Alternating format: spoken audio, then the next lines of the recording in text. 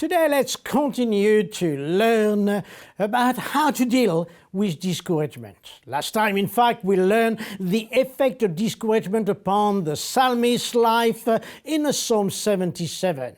So today, let's learn how best to overcome discouragement.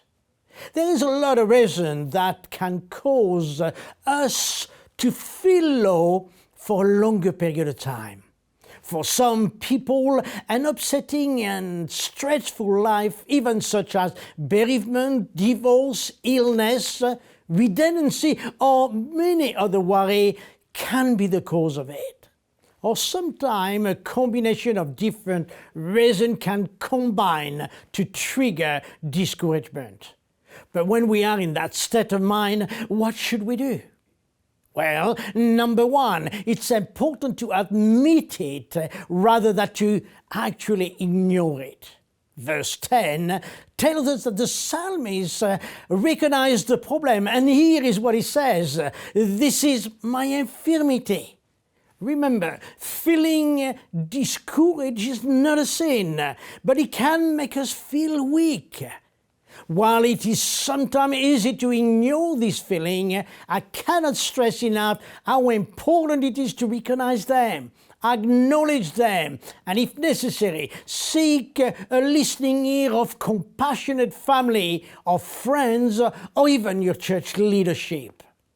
As the saying goes, a burden shared is a burden halved. Number two, it is important to seek God's presence. Sometimes prayer can be difficult in time of discouragement. One can struggle to know what to say or even how to say it. One can feel alone, and therefore in those times it is great to have someone to pray alongside you. That's where the UCB Prayerline can come useful. The UCB Prayerline is not a counseling or advising service, but it is here to help you bring God into your very situations.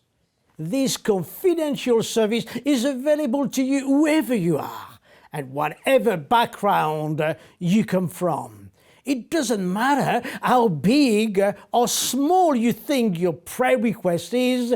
If it matters to you, it matters to God. Why? Because in the middle of your circumstances, God is right there with you and wants you to experience your very own breakthrough.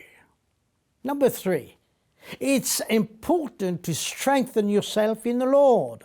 Well, in fact, in 1 Samuel chapter 30, David and his men, as they came back to Ziklag, they found their cities destroyed by fire, and their wives, sons, and daughters taken captive. So David and his men wept loud until they had no more strength left to weep. If that is not a cause to trigger low spirit, what was? So let's learn from David's response when faced with such a tragedy. David strengthened himself in the Lord. Verse 6 says, David was greatly distressed because the men were talking of stoning him, each one bitter in spirit because of his sons and daughter. But David found strength in the Lord his God. In spite of his great distress, David turned to God and found refuge.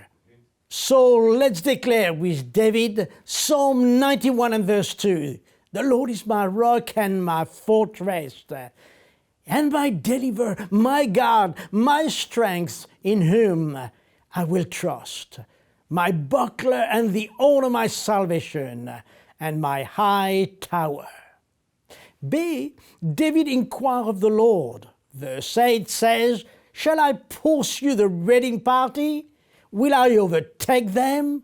"Pursue them," God answers. "You will certainly overtake them and succeed in the rescue."